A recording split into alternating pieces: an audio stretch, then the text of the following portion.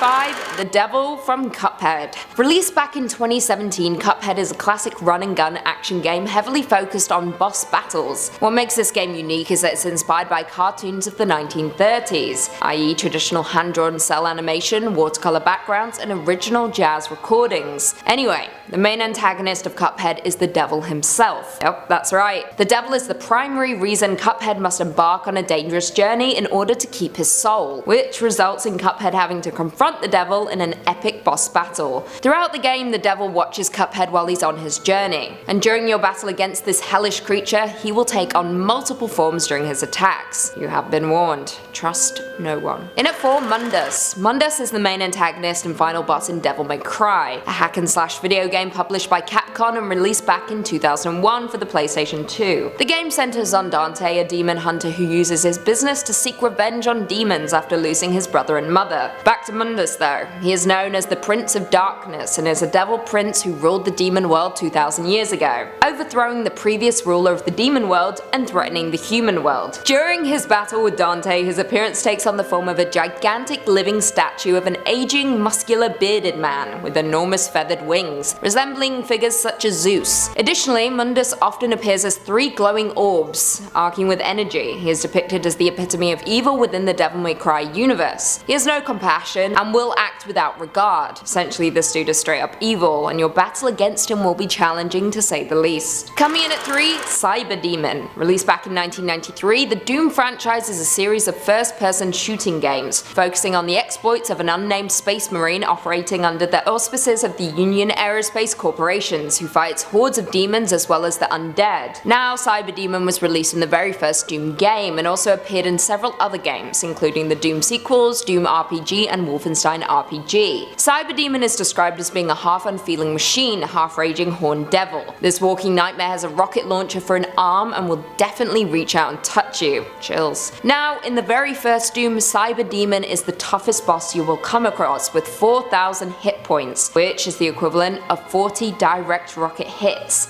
That's a lot. Cyber Demon also returns in Doom 2 Hell on Earth, where he is depicted on the cover art and the title screen. Next up at number 2, Pyramid Head. First introduced back in 2001 in Silent Hill 2, Pyramid Head, also known as the Red Pyramid Thing, is a fictional character from the series and also the main antagonist, who stalks James Sunderland, the primary character, who comes to Silent Hill after receiving a letter from his dead wife. Pyramid Head ultimately represents James's wish to be punished for the death of his wife, with the game, particularly the second, utilizing psychology and symbolism. The designer of Silent Hill 2's monsters stated he created Pyramid Head because he wanted a monster with a hidden face. What makes him even more terrifying is that his head is concealed by a large triangular helmet, almost like a cone. Lacks a voice, and his appearance seems to represent the town's past as a place of execution. So, do you want to go up against this faceless demon? I certainly don't. And that says a lot. Finally, coming in at number 1, Calamity Ganon. The Legend of Zelda Breath of the Wild was released back in 2017, and is the 19th installment in the Legend of Zelda series. The game takes place after the events of Ocarina of Time and occurs in the most recent age, long after any of the previous episodes. Calamity Ganon is the main antagonist and penultimate boss of Breath of the Wild, and is found at the Hyrule Castle. According to the Zelda wiki, he is the incomplete form that Ganon assumed when he was interrupted while trying to reincarnate himself. Nightmare. He first emerged in the distant past, but was ultimately defeated by an army of mechanical guardians and 4 massive mechanical constructs called the Divine Beasts. Now, his appearance is initially that of a boar-shaped spectre made of malice and possessing an enormous mouth, tusks, and glowing yellow eyes.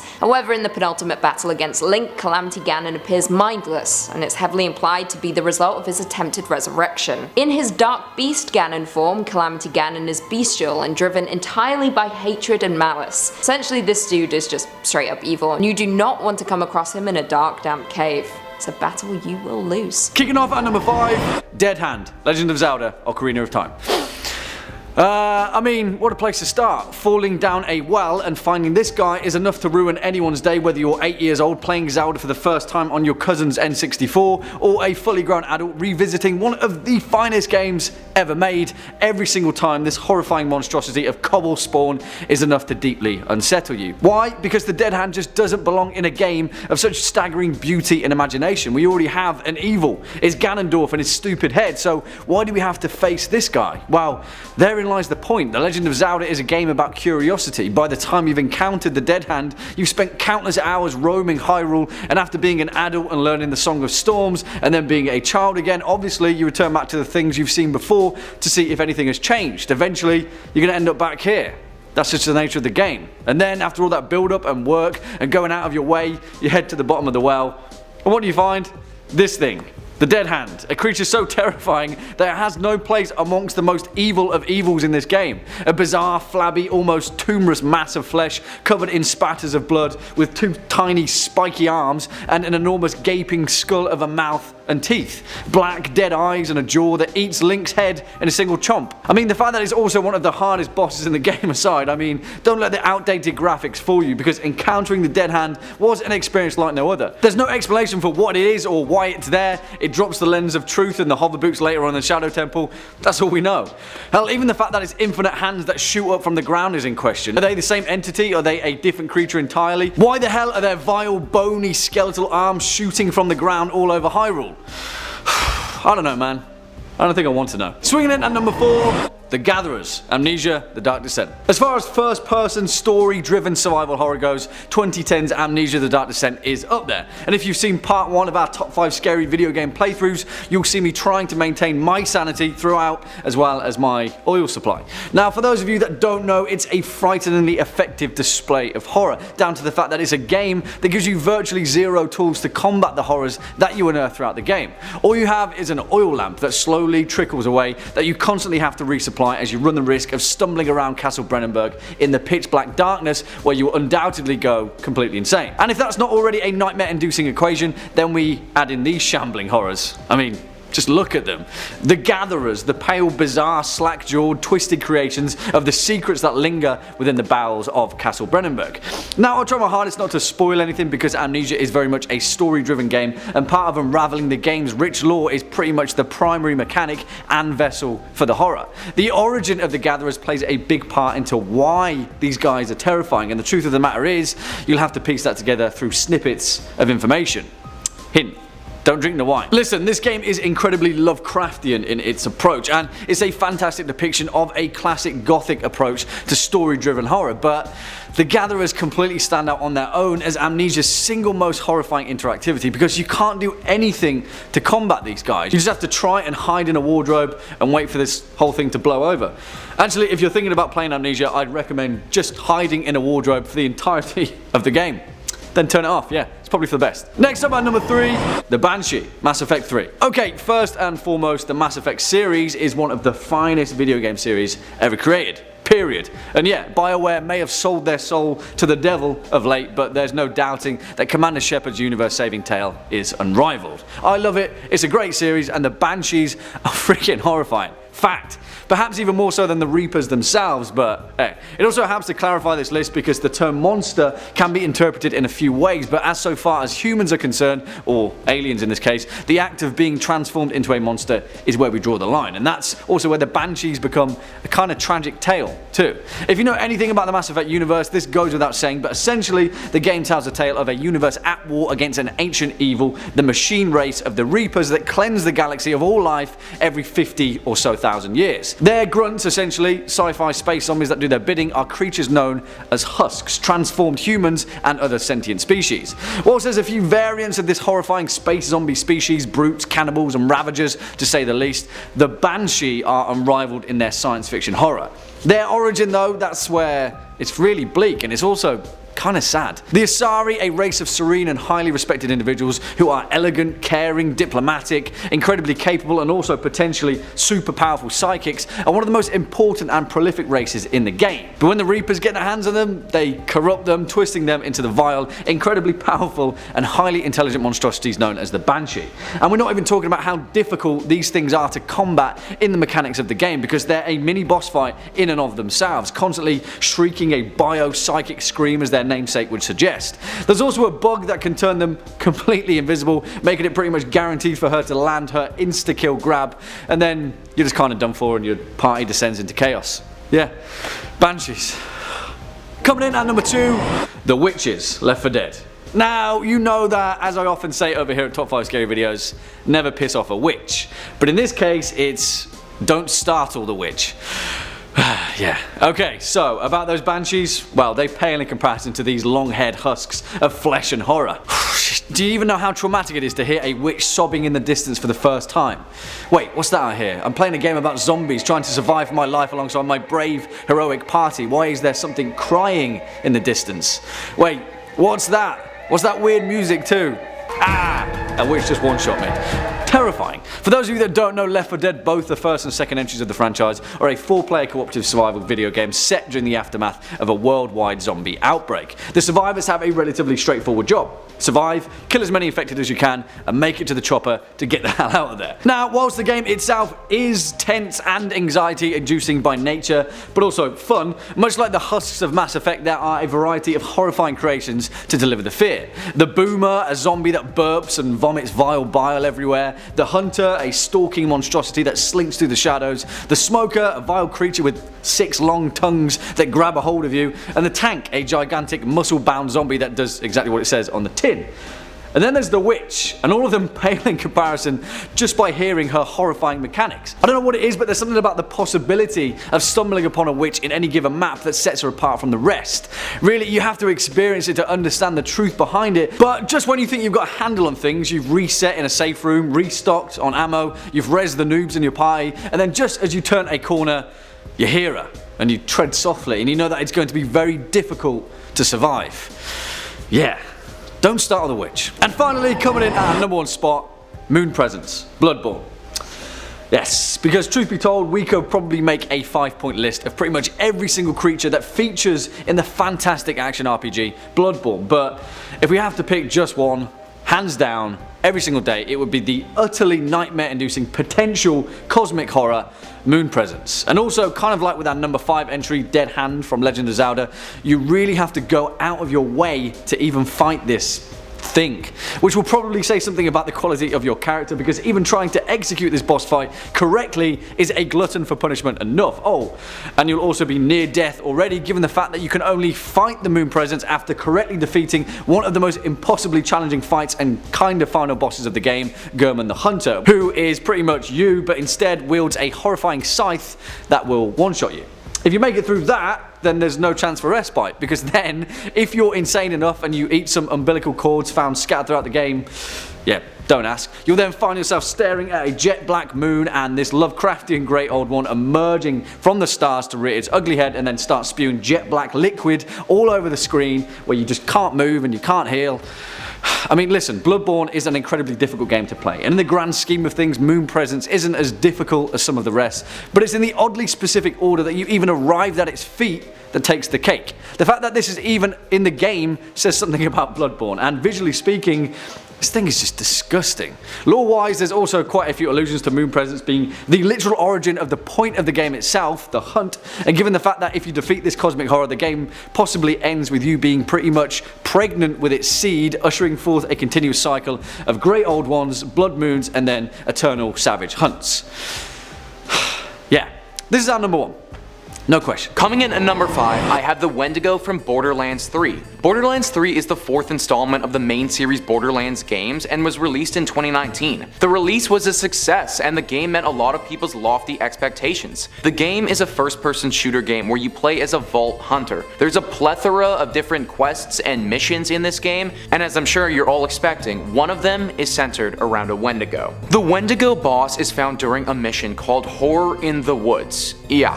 Horror in the Woods, guys. It's safe to say the makers of this game know that this creature is freaking scary. You find this Wendigo in a deep, creepy looking cave. The Wendigo in this game is fast and extremely talented at climbing because oftentimes it will scale the walls of the cave on all fours. It has classic antlers jutting from its head and will often charge at the player. What's different than other adaptations of the Wendigo though, is that this thing can literally spit fire. As if scaling walls and being super fast and strong wasn't enough, the game makers decided to give this Wendigo the ability to breathe fire at you. That, on top of the fact that it's extremely hard to kill, has a skull for a face, and what looks to be muscle tendons for its body is what puts it on this list. I have it down here at #5 though, because the graphics of Borderlands 3 aren't particularly scary, but it definitely deserves a nod. At number 4, we have the Wendigo from the video game Outriders. This is a third-person video game released earlier this year on most platforms. The premise of this game is that climate change has gotten to a place of no return, and the people of Earth have decided that they need to find another planet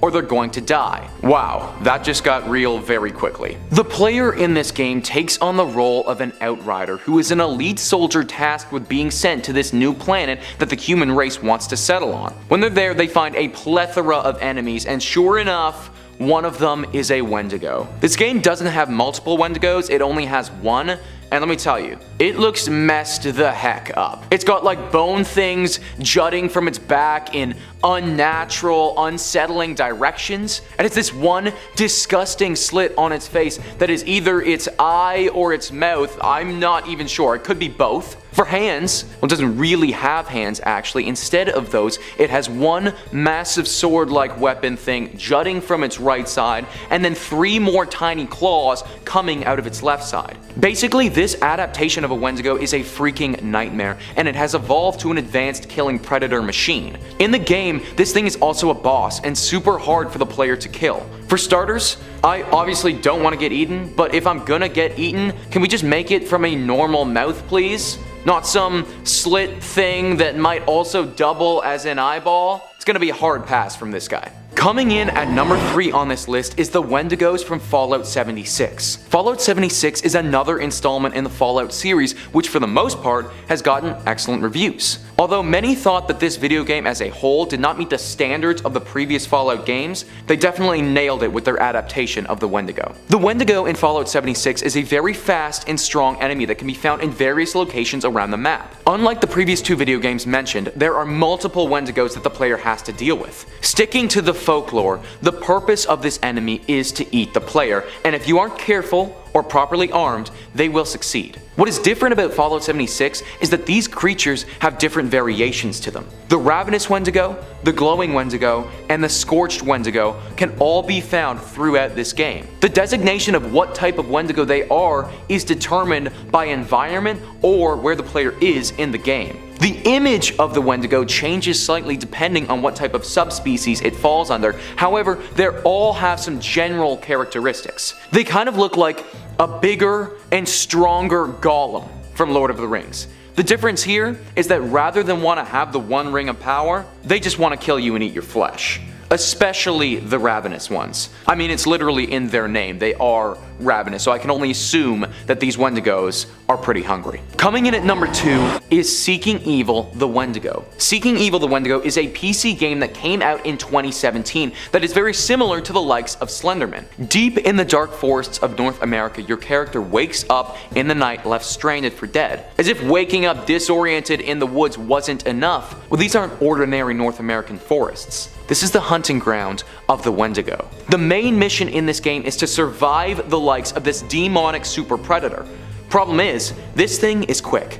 It's really quick. Quicker than your character. Like every video game, as you progress, it gets harder and harder, meaning the Wendigo gets tougher to avoid. This video game isn't like the other video games. You can't just brute force your way through it. To get rid of the curse of the Wendigo, you have to find and light totem poles that are scattered throughout the forest. Every time you light a totem pole though, this creature from hell gets faster, stronger, and more importantly, hungrier. It's said that this game requires a lot of thinking instead of the initial run from point A to point B strategy, which is a bit of a problem for me because if I'm getting chased by one of these legendary blood fiends, I'd probably be running for my life. Number 1 on this list is the Wendigos from Until Dawn. Until Dawn is a critically acclaimed PlayStation 4 video game released in 2015. What makes this game so unique is that the player can control 8 different characters. The game utilizes a butterfly effect technique where the player may make a decision as one of the characters that can then affect all of the other characters and alter the entire story. This video game often appears on other lists of the scariest video games of all time, and for good reason. The 8 players are trapped on Blackwood Mountain and they have to survive an onslaught of Wendigos. Rather than have one demonic Wendigo, this video game goes in the direction of having multiple enemies. These Wendigos also stray from the classic image of a moose humanoid-esque creature and are humans that have just mutated into cannibalistic demons due to being possessed by the Wendigo spirit. I'm not gonna lie, The graphics of these Wendigos are very unsettling. They took what Fallout 76 did, and they just went way scarier with it. The Wendigos appear as these white, skinny, mutated beings with extremely sharp teeth and a deep desire to eat you. What brings this video game to another level to me is just how real the story gets. Without giving too much away, one of the main Wendigos was just another character that the player gets to know and that went missing a year earlier. The image of having a family member or a friend disappear and then show up a year later looking like one of those things and trying to eat me is not a happy thought. The backstory of how the Wendigos got to this mountain is also extremely creepy. It's said that in a nearby mine, the miners got trapped and had to resort to eating one another to survive. The first of these Wendigos would have been these trapped miners from years prior who ate their friends to survive. Yeah. It gets pretty dark, guys. Remind me to never go camping again, my friends. At number 5, The Infected, The Last of Us. The sound of clickers will terrify you. For good reason, because whether you're Joel or Ellie, and whether you've got a poor quality crowbar or one measly arrow left in your inventory, hearing the sound of a fungal clicker or stalker lurking somewhere beyond a darkened corridor is a horror experience like no other. You see, The Infected are terrifying, and Naughty Dog's The Last of Us did a stand-up job at reinventing the whole zombie apocalypse shtick with a wholeheartedly original spin on the genre. But it not only did that, it redefined the very concept of what makes zombie horror in video games so damn terrifying. Given the right circumstances, one clicker on its own lurking behind the shadowed corner of a stairwell is far more terrifying than a horde of sprinting zombies running at you whilst you're spraying and praying to oblivion. Now, that's partially down to the fact that the resource management in this game is second to none, and part of the dread comes with knowing what infected obstacles are waiting ahead of you with the prior knowledge that you only have 2 bullets left in your pistol and only a single health kit to boot. That's not to detract from the fact that the actual design as well as the lore behind the Infected is nightmare fuel enough, given the fact that more so than many other zombie apocalypse concepts, this one is kind of rooted in some pretty sound science. The Infected in The Last of Us are created from a spore-induced mutant outbreak called the cordyceps brain infection. Essentially, this viral infection is a rapidly aggressive fungus, and once a human is infected by its spores, 4 stages of mutation then begin. Stage 1, the runners, Stage 2, the stalkers, Stage 3, the aforementioned clickers, and Stage 4, the bloaters, which if you've played this game, you'll know are a different kind of fear entirely. I mean, yeah, as you progress further and further into The Last of Us, the fear that each of the infected bring gradually becomes diminished, but there's no denying the fact that the fungal infected are damn terrifying for the most part. Swinging in at number 4, Necromorphs, Dead Space. And whilst we're on the topic of mutated and partially reanimated corpses, we have to include what is essentially one of the most terrifying undead hordes in video game history, the Necromorphs, the living definition of science fiction meeting horror and ripping out your throat before anyone in space can hear you scream. If you've played the Dead Space franchise, you'll know how truly terrifying stumbling upon your first Necromorph actually is. And yeah, okay, let's get this out of the way. These guys fall in line right beside the Flood from Halo, and I mean they're pretty much the exact same thing, as well as the Xenomorph from the Alien franchise, as well as the many from System Shock. But in my opinion, the Necromorphs of Dead Space just seem to capture something special. Maybe it's the tight corridors, and maybe it's the lack of methods to combat them to begin with, but whichever flavour or texture they appear as, Necromorphs are a different kind of fear entirely. In Dead Space, how many times do you think you can walk past a seemingly dead body before it leaps up and ravages you with its terrifying necromorph to teach you the lesson that you needed to know in order to get better at this damn game? From a lore perspective, these alien undead infected parasites are even more terrifying, and when it comes to the Brethren moons, the less you know, the better. Again, yes, the concept itself is pretty much the grave mines of Halo's Flood, but the fact that the Necromorphs are essentially a writhing mass of undead flesh whose sole purpose is to find more flesh to kill and consume and then add to the pile, which actually serves to add an even more terrifying aspect to Dead Space's gameplay. In most cases, you can't just shoot these things in the head like the Flood. You have to very carefully and very accurately shoot and slash their arms and legs off so they'll slowly stop crawling toward you, and once you think you've got that mastered, a new form of Necromorph falls from an air vent and now it's got limbs coming out of its rib cage. Yeah, Dead Space is terrifying. Next up at number 3, Mimics, Dark Souls. And whilst From Software's incredible Dark Souls series is full to the brim with a boatload of truly horrifying entities, dragons with a million maws, giant skeleton warlords that linger in the dark, and councils of kings made from pure shadow, shadow, without a doubt, when it comes to gameplay, all of them pale in comparison to the true unequivocal fear of stumbling upon a mimic. And yeah, in a few ways this entry is a little tongue-in-cheek, or tongue-in-chest should I say, but I'm really not trying to pull the wool over your eyes, because for what is essentially a treasure chest, this thing really is the most terrifying monster in all of Dark Souls. For those of you that have played Dark Souls, you'll know how damn difficult it is anyway. I've only ever played Dark Souls 3 and it took me about 4 hours to figure out how to defeat the first boss, and then once you get to Firelink Shrine and you finally think you've got a handle on things, a few hours later you're opening a chest to get some loot, and then you scream in pure terror at the sight of a disgusting giant tongue and a row of teeth munching suddenly on your corpse. You see, the Mimic is an interesting video game creature, and it's one that I was aware of for quite a while before Dark Souls, particularly in most JRPGs like Final Fantasy, where they're easy enough to defeat for the most part. Traditionally, the Mimic is an unassuming treasure chest, seemingly filled with loot, that first appeared in Dungeons & Dragons in 1974. They were put in place to keep the players on guard. Just when you think you've got the drop and you're going to pick up some loot, obviously you trigger a monster fight instead. But there's just something about the depiction of mimics in Dark Souls that really takes the cake. Maybe it's the horrifying way they crawl across the floor, or maybe it's the fact that for 99.9% of this game you're at your wit's end and on edge anyway, or maybe it's the vile giant tongue and the thin spindly arms and legs. But yeah, mimics.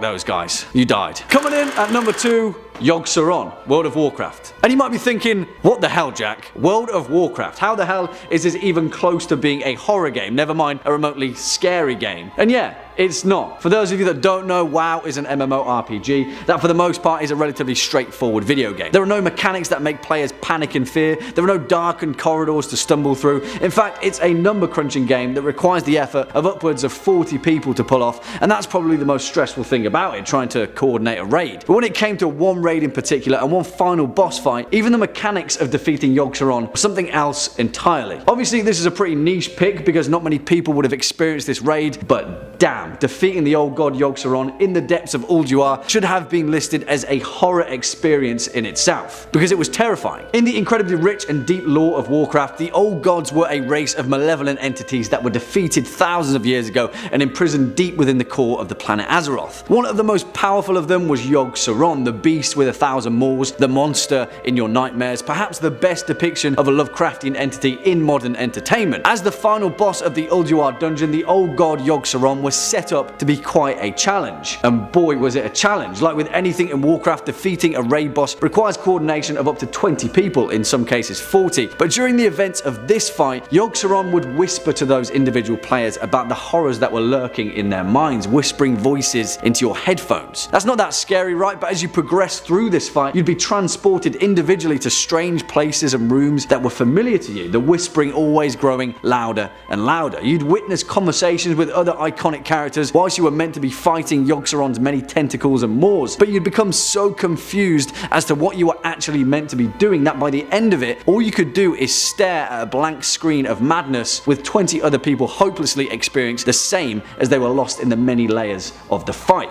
Obviously, as time went on and the fight became more familiar, this fear became a moot point. If you've played WoW, you'll know that most of the endgame boss fights are pretty straightforward, but Yogg-Saron flipped the damn table, and when you first aggroed that terrifying maw of an old god, it was a video game experience like no other. It was pretty messed up. And finally, coming in at a number 1 spot, The Hymn, Witcher 3, Wild Hunt. And yeah, because our number 1 spot is reserved for a creature that is so damn terrifying in both folklore and in video game mechanics that merely catching the sight of it from out of the corner of your eye as you turn against a shadowed wall with flames licking from your torch is enough to make your hair stand on end. Now, stumbling upon The Hymn is a very specific and very brief portion of the endless sprawl of a video game that is The Witcher 3, and yet for a game that is literally populated with any and every vile creature and creation that folklore and fiction could ever possibly hope to conjure up, The Hymn stands out as its most uniquely terrifying experience. Unlike many of the monsters in The Witcher, The Hymn doesn't ever outright attack its target, but instead it exists in the shadows near its victim, feeding on the target's guilt, tormenting them to the point where its victim goes completely mad or they take their own life. Although The Hymn is only ever featured in one side quest, as well as briefly in the Hearts of Stone expansion, both encounters are equally anxiety-inducing. It's a classic horror trope, and it's one that The Witcher 3 managed managed to capture incredibly well with this incredibly specific creation, and personally, I adore the fact that pretty much nothing is known about the hymn. All we know is that they're a type of spectre, a race of malevolent beings that exist outside the Great Veil, and yet who can interact with our own environment through the torment of individual people. The most terrifying part of the hymn, though, is that after having knowledge of what it is and what it does, you begin to see its image in every shadow. You may be walking past a villager and notice something odd about the shadow they cast. Strangely enough, it has horns. And then you might spot it against the wall as the sun's about to set. You don't know what it wants, you don't know who it's after, you just know that it's there. And that, for a video game, is the classic definition of horror. Starting us off at number 5, we have Calling for the Nintendo Wii. Also known as Kuroki Chakushin in Japan, Calling was released on November 19th, 2009. Made for the Nintendo Wii, this terrifying survival horror piece didn't exactly get the recognition it deserved when it first hit the gaming world of horror. Its most impressive feature was how it took the Wii controller to new heights, acting as a mobile phone, the only weapon that the player could use to combat the supernatural world. The controller would surprise players by randomly ringing throughout the game, and who was on the other line? You guessed it, ghosts. The game begins with players hearing rumours about a cursed chat room called The Black Page, a mysterious website that shows only a counter of the number of people who died visiting the page. Pretty easy to avoid. The story then focuses on 4 people who awaken in a realm between the living and the dead, known as the Mnemonic Abyss. That's where the meat of the game really lives, exploring an insane, twisted version of Stranger Things' Upside Down, but with more ghosts. Next up at number 4, we have Night of Sacrifice, otherwise known as Ikeni no Yuru. Also designed for the Wii, Night of Sacrifice was first released in Japan in 2011, but unfortunately for us, it wasn't released outside of Japan. So, unless you know someone who owns a Japanese import, your chances to play this game are pretty slim. There are also very few mechanics in this game, which kind of makes it even more terrifying. The player can walk forward, walk backwards, and wave around their flashlight. That's it. Did we also mention you have to make your way through a twisted, haunted Japanese mansion, jam-packed with the ghosts of people who'd been ritualistically sacrificed? Sounds great, right? Next up at number 3, we have The Death Forest. Now, there's not a lot of information on this game, which kind of begs the question, where the hell did it come from? Originally released on July 7th, 2015 for the PC, The Death Forest was created and published by a Nico-blog user known as Kaz. It's readily available online and is relatively easy to download, so I guess that the only way to really understand this game is to just play it. Some say The Death Forest drew its inspiration from the Slender Man game, but others claim that The Death Forest has been passed along for years from player to player on various small forum boards. The game is relatively straightforward. You're stranded in a forest, your bike is broken down, and you have to find 4 components to get it working again. The rest, well, you'll have to play it for yourself. Bringing it in at number 2, we have Sweet Home. Exclusive released in Japan in December of 1989, Sweet Home was a companion piece to a horror film of the same name. Originally made for the NES, or the Family Computer as it's known in Japan, Sweet Home is a little known classic in early video game culture. Again, this game is only available in Japan and has been relatively untouched by a Western audience. It is also considered as the flagship video game for the survival horror genre and gave birth to the wider franchise. The story focuses on, again, a haunted mansion, but the terrifying twist to this narrative is the nature of the restless spirits that inhabit there. At one point in the game, the player stumbles across a projection room where a loop of a couple and their baby burning in a fire is played on a monitor. It is later revealed that the previous occupants of the mansion had a 2-year-old son who fell into the house's incinerator and was burnt alive. His mother attempted to provide her son's ghost with playmates by luring several other children to the mansion and killing them. Yikes. Also, if we didn't forget, if one of the player's characters dies in the game, they're dead forever. Sweet Home is a game with no extra lives. And finally, coming in at the top spot, we have number 1, Silent Hill 2. Okay, I'm gonna say it. Silent Hill 2 is the scariest game ever made,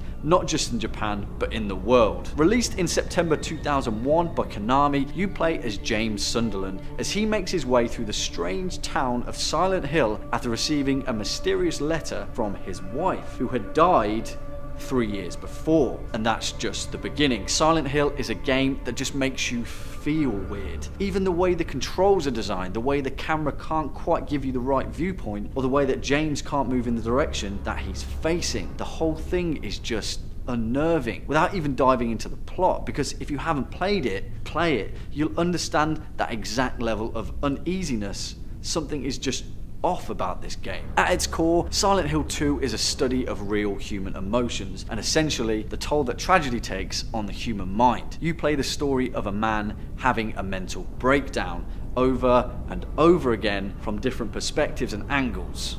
It is fear in its purest essence. Coming in at number 5, we have Marauder from Doom Eternal. Considering the premise of Doom is to annihilate hordes of demons from hell, it's no surprise that one of their many petrifying monsters made this list. With a bluish-grey humanoid body that's super jacked, I might add, large horns and a skull-like head, the Marauder is absolutely nightmare-inducing. Did I mention they wear a garland of skulls on their thighs? I'm into it. These enemies were first introduced to the franchise in Doom Eternal. The game picks up where Doom from 2016 left off, with Doom Guy's mission to destroy every single demon possible to save humanity. Along the way he meets his match, the Marauder, who is considered the anti-Doom Slayer, and arguably one of the most challenging enemies in the game. The lore goes deep with the Marauder. They're a group of resurrected and corrupted Night Sentinels who sided with the alien Maker, an antagonist who plans to exterminate humanity. Aside from their intense appearance, what makes these demons so terrifying is having to go toe-to-toe with one of them. The usual spraying of bullets you do in Doom just won't work on these guys, and neither do the super weapons. Equipped with an unbreakable shield, a super shotgun, and an Argent double-bladed battle axe, you'll have to put in some serious work to kill a Marauder, especially since they can summon a spirit wolf to do their dirty work. I don't need to summon anyone to do my dirty work. I do it for myself. Coming in at number 4, we have Chara from Undertale. Okay, this one doesn't have massive horns or use a double-bladed battle axe, but it is just as scary for different reasons.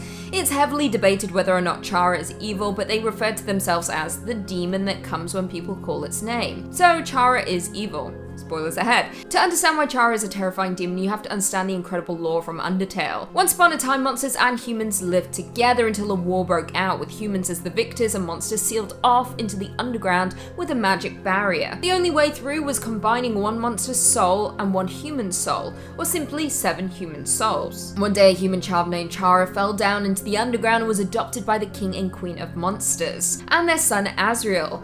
Chara devised a plan to collect human souls by killing themselves and killing their soul to Azrael. Now, as a powerful being with both souls, Azrael passed through the barrier and went to the human village, where he was met with violence and was fatally wounded. Resisting Chara's calls for him to use his new power to attack the humans, he returned to the underground to die. Enraged by the death of his son, King Asgore swore to take the souls of all humans who fell into the underground, and to break the barrier once and for all.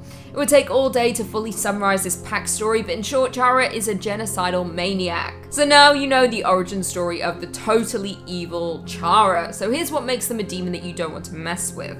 They find suffering and death amusing. During a funny conversation full of laughter with Azrael, Chara fondly recalls almost killing their adopted father, King Asgore, with a poisoned pie. Is that not a sign of a serial killer in the making? I think so. In this case, it's the unexpected that makes this demon a nightmare. The game itself seems like a perfectly pleasant one on the surface, but so much darker. Who would expect that a seemingly innocent child would enjoy death and destruction so much of both humans and monsters? Not to mention Chara's obsession with harvesting human souls is seriously disturbing. She needs some help. Coming in at number 3, we have Cyber Demon from Doom. We have Doom once again with this number. Let's face it, the series is packed with beautifully terrifying creatures like the classic Cyber Demon. They're absolute units, and described as a half-unfeeling machine, half-raging horned devil. Also referred to as the Tyrant, they're regarded as one of the most prolific monsters in video game history, having made appearances in every installment of the Doom franchise. This waking nightmare takes the flesh and metal aesthetic to the next level, having a literal rocket launcher as its arm. Not only is the cybernetic monster massive, easily towering over any human, it also has 2 huge antlers on its head. I don't know what's worse, its creepy smile with razor-sharp teeth, or its 4 orange glowing eyes. It's the teeth, definitely the teeth. In combat, he is also able to summon spikes from the ground to kill you. scary stuff. And if you don't have a whole arsenal of ammunition, good luck taking down one of these bad boys. Like most good demons, this one goes out with a bang. If you manage to kill this hellish monster, he lets out one final roar accompanied by explosions. Cyber demons certainly have a flair for the dramatics. Coming in at number 2, we have Titanite Demon from Dark Souls. How could we do this video and not include Dark Souls? There's a plethora of spine-chilling demons to choose from, but there's something truly terrifying about the one and only Titanite Demon. Also known as the Prowling Demon or Faceless Demon, which is scary on its own, little is actually known about these intimidating creatures, which adds to the creep factor. It's said that the death of the nameless blacksmith deity birthed these demons from Titanite slabs, explaining why they resemble statues made of black stone. They're massive and muscular with an extra long reptilian tail which can cause some decent damage. Perhaps the scariest part of these demons is the large arch that almost forms a ring in the place of an actual head. As if that wasn't enough, some appear to be missing a leg, forcing it to drag itself on the ground. That just makes them even more chilling. The Titanite Demon's weapon of choice is a catchpole, but they're also able to shoot long-range lightning bolts. Thankfully, you can avoid these mini-bosses in the game, but you'll miss out on a few valuable items they guard and the rare Titanite they drop. And finally, in at number 1, we have Pyramid Head from Silent Hill, my absolute favourite. In the top spot is the iconic bone-chilling, nightmare-inducing Pyramid Head. This humanoid monster has become synonymous with the extremely successful franchise. He isn't the most complex in design compared to others on the list, but he's damn good at freaking out even the strongest of people. The disturbing monster wears a large red triangular helmet resembling a pyramid, hence the name, and wears a white blood-soaked robe similar to that of a butcher's apron. Also similar to a butcher is the giant knife he chases you with. Pyramid Head is known as the Executioner, which makes sense because he shares a resemblance to one of the Silent Hill's most notorious individuals, Jimmy Stone. He was a priest and executioner of the town's cult who served the angel Valtiel. It's also speculated that Pyramid Head is a manifestation of guilt by the game's protagonist, James Sunderland. What makes Pyramid Head such an intimidating foe is his ability to prey on your most primal fears. He haunts the player almost like playing with his food without letting you fight back. He watches you and forces you to run from him with his giant knife. And also, if you've ever seen the Silent Hill movie, you know he's absolutely terrifying in that. He literally rips someone's skin off just with one hand.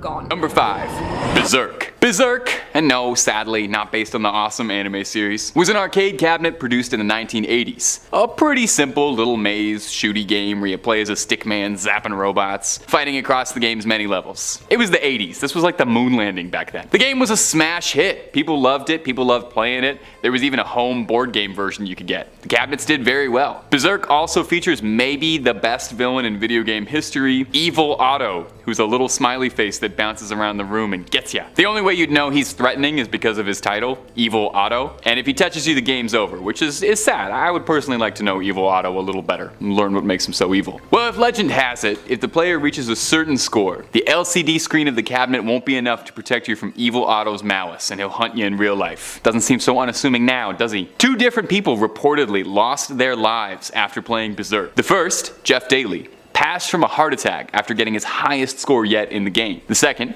Peter Bukowski, experienced the same mysterious thing, heart attack after getting the high score. Both people were perfectly healthy before, showing no signs of risks, and media started to speculate that the stress of the game had caused this. Evil Otto apparently really gets to people. Autopsy reports showed that there was scarring on their hearts, suggesting that perhaps the game truly was too stressful for the players' hearts to handle. Perhaps it's best that the cabinets have been lost to time. Evil Otto sealed away, smiling for eternity in his digital prison. Hey, liking what we do? I like what we do. If you've been having a good time, why not consider throwing a little subscribe our way for daily horror content. Number 4, Bubbaruka. Bubbaruka is the newest entry on this list, coming to us from 2021. It's an indie horror game based off of kids' toys, mostly Tamagotchi. And the game is pretty meta. You play a fictionalized version of yourself, that's you, the player, who's received an email from their friend John telling them that they found a really interesting banned game that was sold on a laptop on eBay. And John emails you the file so that you can try the game too. A good friend. Now the in-universe game you're playing, Bubbaruka, is a cute little pet simulator where you get to look after some adorable little Pokemon-y bubble creatures, the Bubbaruka. At first, it would seem this is what the whole game is about, just taking care of your little guys, feeding them, cleaning up after them, all that. But it wouldn't be on this list if that was the case, now would it? Now there are creatures in the game that will hunt your little bubbles and you need to protect them from it. But But as you keep playing, the meta-narrative about what happened to the original studio that developed Bubbaruka unfolds slowly as you piece together what had happened to them and realize why this game had been banned inside the game's universe. It goes well above any content or business decisions, and you start to become aware that there's some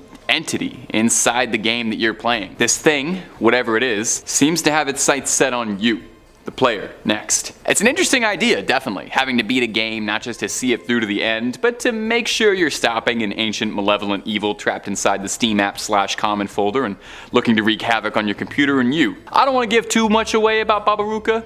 It's pretty short, and it's pretty cheap. If you're into inventive little horror games and you've got approximately $3 lying around somewhere, it's on Steam and it's worth checking out. The meta stuff is cool, and can you name me a second horror game based on Tamagotchis?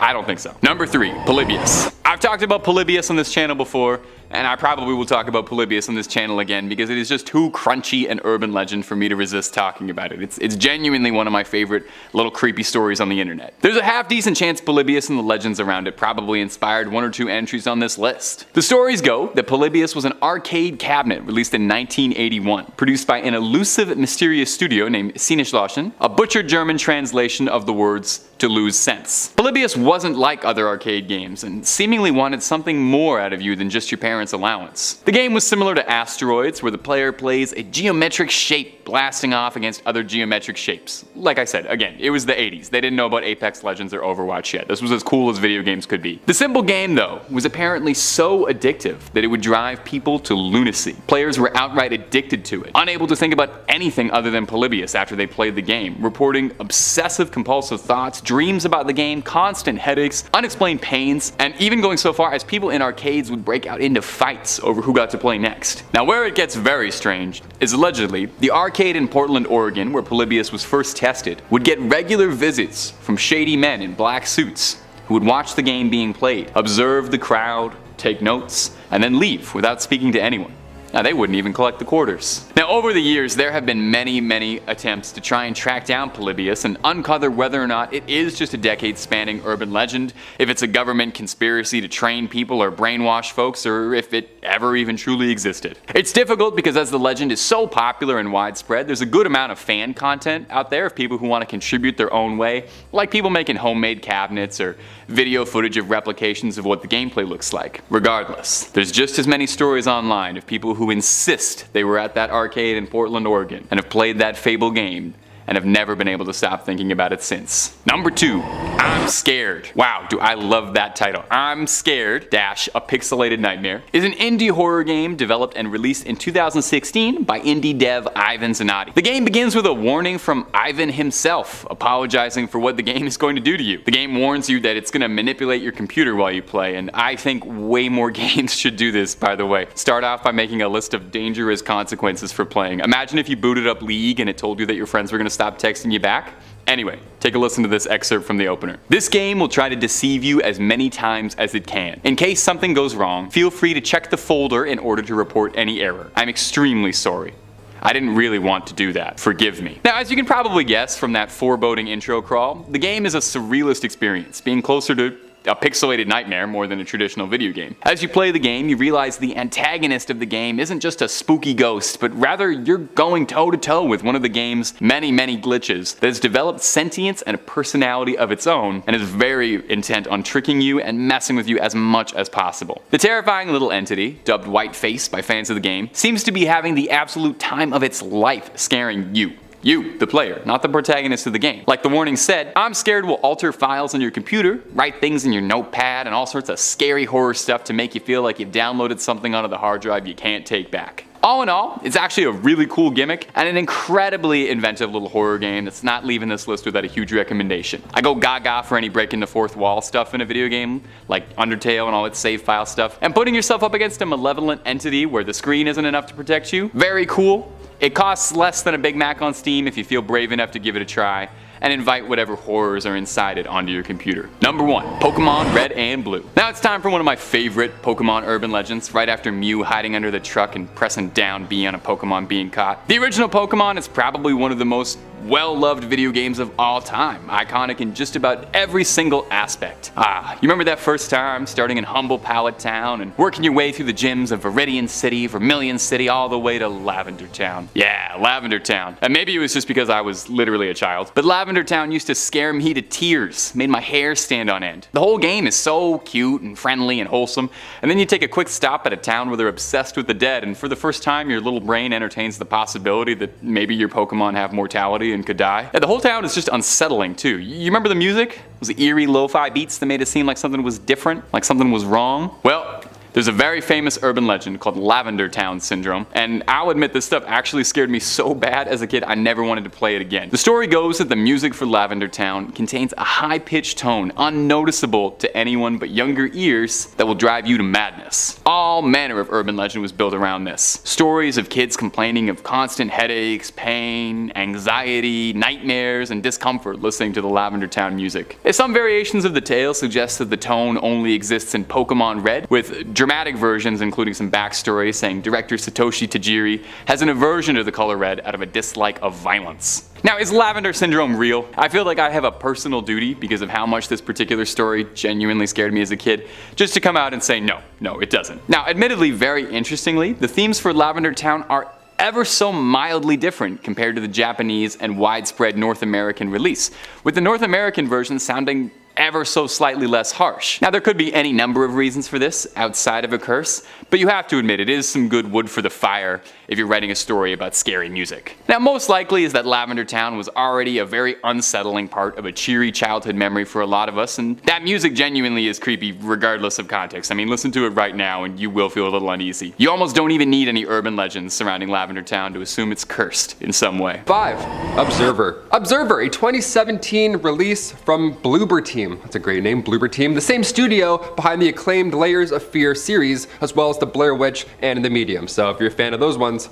hop on in. Observer is a unique psychological horror game set in a cyberpunk-style dystopia heavily inspired by the classic sci-fi film Blade Runner. Observer wears its inspiration on its sleeve, even going as far as to cast Blade Runner's villain, Rutger Hauer, as the protagonist, Daniel Lakowski, who is an observer, hence the name, there we go. The Observer is a futuristic police officer who can hack into people's brains and scan their memories. This is like a Black Mirror nightmare come to life. After receiving a call from his estranged son, Daniel is sent to investigate a possible killing in a rundown apartment block where he finds a, body. It's headless, it's horrible. It's the worst thing you want to find. It's a horror game, you know what's up. From here, a lockdown is triggered and Daniel must discover what has caused the murder, where his son is, and what is locking the building down, and of course, what is going to be a very long night. It's a ride, you're in for a treat. The game is a first-person perspective with emphasis on exploration, investigation, and stealth over combat. It's kind of like Batman, dare I say, with a heavy atmosphere. Where the game shines is any of its observation sequences, where Daniel gets to hack into other person's, consciousness, seeing twisted virtual dreams that start to blend into the real world, keeping you wondering what's real and what's, an old man's implants just malfunctioning. The classic situation, which is which? The atmosphere of Observer is incredible, with few other games doing what they accomplished here, painting a very hyper-focused picture of a claustrophobic rundown dystopian apartment block, creating a haunted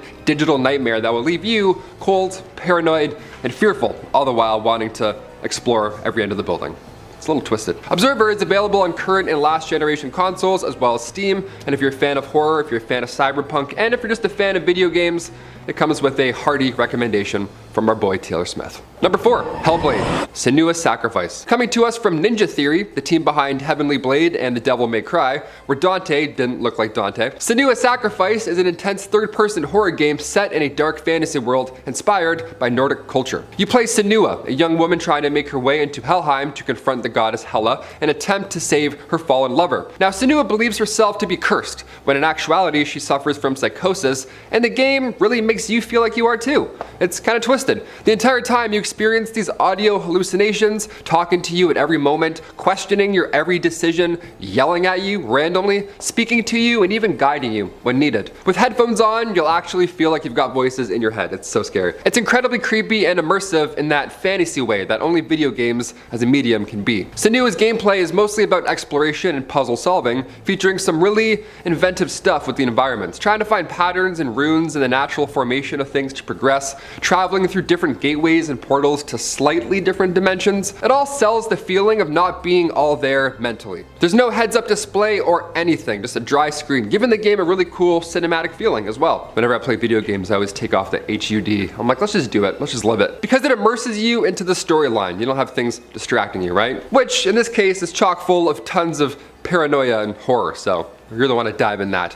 You'll face off against spectral warrior enemies, and while the combat isn't going to take home any gold stars per se, it's frenetic and tense enough to keep you sweating the entire time. The game warns you that should you fail a combat sequence too many times and die too many times in a row, the game will outright delete your save file at that point, and then you'll have to start over from the beginning. That's terrifying. That's the scariest part I've heard so far. With that in mind, in the back of your head the entire time, each combat encounter feels desperately personal, with a feeling of real stakes. Imagine Mario Party? Yeah, spin a 4. If you get a 3, delete. Number 3, Until Dawn. Yes, who doesn't love 80s slasher movies? This is good. They're one of my guiltiest pleasures. I love seeing a series of stock archetype one-note characters get cut down by a cool monster wearing a goalie mask, of course. Don't worry, he's actually quite nice in real life, not that scary. Until Dawn, the 2015 game from Supermassive Studios, offers us a chance at directing our very own cult 80s slasher movie, right? The premise is as simple as you'd want. A group of teenage school friends go up to a cabin in the woods for the ultimate party in a secluded spot in the Albertan mountains. Just what you want every summer, of course, our dream. Am I including this game because it takes place in Canada? Entirely possible. As you'd expect, the teen finds there's something else in the mountains with them, something haunting. And you'll have to do their very best to survive until dawn. Yeah, you guessed, that's cool. That's the title. Until Dawn puts you in control of all the various characters throughout the night, and you'll have to do everything you can to keep them alive, making split-second choices and decisions that can have consequences that you might not expect. A wrong move can lead your favorite character suffering a grisly fate right in front of you, leaving you guessing and afraid, really putting you in the shoes of these helpless fools. These helpless teenage dreamers. This game is a great time, regardless, but if you really want to see Until Dawn at its best, get a few friends over, grab some popcorn and pizza, live it up, turn it into a co-op game by passing the controller around as each character's perspective. The game implores you to do this, and now we on Top 5 Scary implore you to do the same. Until Dawn captures all the stuff we love about cheesy horror movies. Getting to see it unfold for you personally also makes it seem like Until Dawn is a horror movie catered to your own personal tastes. Do you want to see everyone suffer the most horrific fate possible? Great, go for it. Intentionally blow the entire thing, or are you looking to see your survivors harden into tough as nail warriors and, make it through the night with everyone possibly, hopefully, coming home? Well, your quick wits and decision making will be all that you have to rely on, so kill it. Until Dawn's gameplay is very simple, comprising almost exclusively of quick-time events, including all combat, so it's ideal for those who don't even game that much to just hop in. Really couldn't recommend this one enough. The studio has also put out The Dark Pictures and The Quarry, which are spiritual successors to Until Dawn, and all worth it in their own right. But the original stands the strongest, in our opinion. You can find Until Dawn on PS4, and it usually goes on sale for less than the price of a movie ticket, so wait around a bit. Number 2, Soma. Soma comes to us from Frictional Games, the Swedish development studio that proved themselves to be masters of horror, giving us Amnesia, The Dark Descent, and defining the indie horror game scene for years to come. Amnesia was a hard act to top, I'm not gonna lie. While some might disagree, Soma is an excellent successor. Soma is a first-person exploration horror game, putting us in the eyes of Simon Jarrett. Also, have to shout this out quickly, but Simon lives in Toronto, and I don't know how many Torontonian viewers we have here, but you have no idea how massive it was to play a video game where you go to Osgood Station, you know what I mean? Simon, a bookstore clerk who after a car crash goes in for a medical experiment, he finds himself awaking hundreds of years in the future, under the sea after a cataclysmic event has wiped out humanity. Yeah, just the ideal scenario. Wear a seatbelt, I guess. Simon finds himself as humanity's sole survivor, trapped alone, far away from home, surrounded only by machines that believe themselves to be human beings, and mysterious creatures that are vicious, horrific mergings of machine and flesh wandering through the deserted halls of the undersea research station. It's yucky. Soma is terrifying in a way that gets underneath your skin. It doesn't rely on jump scares, per se. In fact, there's almost none in the game whatsoever. The terror, rather, comes from the indescribable feeling of being completely alone. As you you and Simon explore the facility, you'll do your best to piece together what happened, and you'll find yourself, the player, asking questions you have difficulty answering. It's really difficult to talk about Soma without giving away too many beats about its plot, obviously, but if you're a fan of sci-fi, especially anything like AI, like Westworld, or even Blade Runner, well, you'll find yourself right at home in Soma's extremely existential storyline. Something worth shouting out also is Soma actually has an option to toggle off the monsters entirely. So if you want to solely experience the storyline without any of the stealth sequences whatsoever, and while it might sound strange removing all the enemies from the game, it actually really works here. Since so much of the game is actually about feeling empty, it serves the atmosphere quite well in that case, so worth a shot. If you struggle with difficulty in games too, it's a perfect option for those who are just looking to experience the unique storyline, you know? It's also kind of like a horror movie, right? Soma is available on PS4, Xbox One, and Steam. And last but certainly not least, Resident Evil 7 Biohazard. Yeah, this one I've played for a hot minute. This one's scary. When it comes to survival horror, we need to pay respects to the old masters. Absolutely. Resident Evil has been king of survival horror and goofy cutscenes since 1998, and Resident Evil 7 might genuinely be one of the best of them all. The series' traditional third-person and fixed camera perspectives is amazing. It's always a good time. Moving from the series' traditional third-person and fixed cameras perspectives, Resident Evil 7 puts you in the first-person driver's seat. It is terrifying. Protagonist Ethan Winters finds himself trapped in a Louisiana plantation looking for his wife, and he ends up the victim of a sadistic family of seemingly immortal, regenerating hillbilly lunatics. Yeah, that game. You're probably thinking, oh, I've seen that. Yeah, it's terrifying. It looks very real. It's quite new, this one. This game is horrifying. While Resident Evil has always drawn inspiration from American horror cinema, namely things like Night of the Living Dead or Evil Dead, Resident Evil 7 draws from grittier sources, with the influences of that of Texas Chainsaw Massacre, or Saw, or Hostel, all being uncomfortably present, right? The things that happen to Ethan in this game are enough to put you in therapy. It is wild. My hands were sweating certainly playing this. Ethan finds himself infected with the same substance affecting the family, meaning he can take unbelievable amounts of physical punishment, and boy howdy, does he ever. Yeah, and you see it all in 4K. It's one of the few video games that I forgot was a video game, you know what I mean? It's kind of like Red Dead Redemption. You're like, oh yeah, I'm doing this. This is crazy. If you're feeling particularly brave, you can play Resident Evil 7 in VR, in an experience that's so horrifying it's almost too much to handle. I can't even play VR normally, let alone VR horror. Are you kidding? I play the mini putting and I'm like, this is too much. This is Black Mirror. I'm out. It puts you as close as possible to the horror around you. Slowly creeping around the disgusting Baker estate, desperately hoarding what life supplies you can find, while of course trying to elude your seemingly immortal psychotic captors, will have you standing on the edge the entire time. You'll literally be standing up while you play, like you're 8 years old playing GameCube. It truly feels like you're fighting for your life the entire time. As a longtime Resident Evil fan, number 7 surpassed my expectations and brought the series back to its rightful place as king of horror. And if you're a new fan, it's the perfect place to jump in the madness. The follow-up to Ethan's story, Resident Evil Village, is spectacular as well, and I wish we had time to talk about it, but alas, we don't. That's what part 2s are for. They're both excellent, but the horror in 7 is simply unmatched. That's all I'm saying. In my opinion, the absolute scariest game on the market right now, and it might not be topped for a long time. Number 5 on this list is Silent Hill Homecoming. Silent Hill Homecoming was initially not allowed to be released in a few countries and had to make a censored version because it was just too gruesome. What Culture says, the Silent Hill franchise has consistently offered up some of the most memorably unsettling imagery in the entire history of horror video games, and this reached a fever pitch with the release of 2008's Silent Hill Homecoming. When the game was being certified, Australia's Office of Film and Literature Classification objected to a horrific scene in which protagonist Alex and cultist Margaret Holloway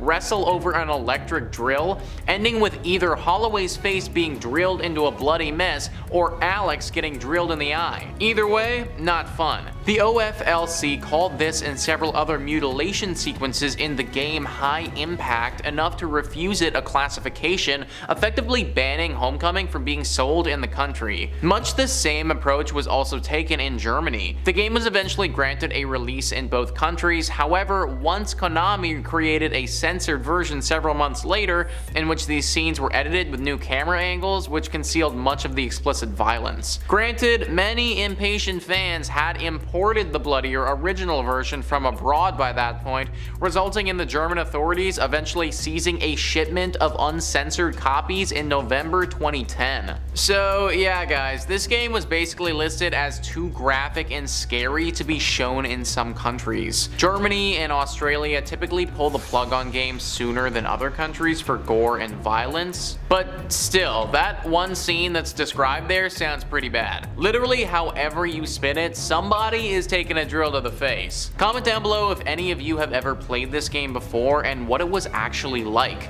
Do you think that it deserved to remain illegal? Number 4 on this list is Fear 2 Project Origin. Australia has once again stepped in and shut this video game down. What Culture says Australia's OFLC banned horror FPS Fear 2 Project Origin from sale in the country due to its extensive violence and unforgiving tone. Their statement cited numerous examples of the player's ability to inflict dismemberments, slit throats in close up, and spray blood across the screen, while expressing how disturbed they were by the game's enhanced graphics and realistic behavior of human and mutant foes. What exactly defines a realistic mutant? I don't know. Released years before Australia finally instituted the R18+ certificate, Fear 2 was refused classification as an MA15+, leading to its de facto banning. Many commentators pointed out the OFLC's bizarre hypocrisy towards horror-themed games though,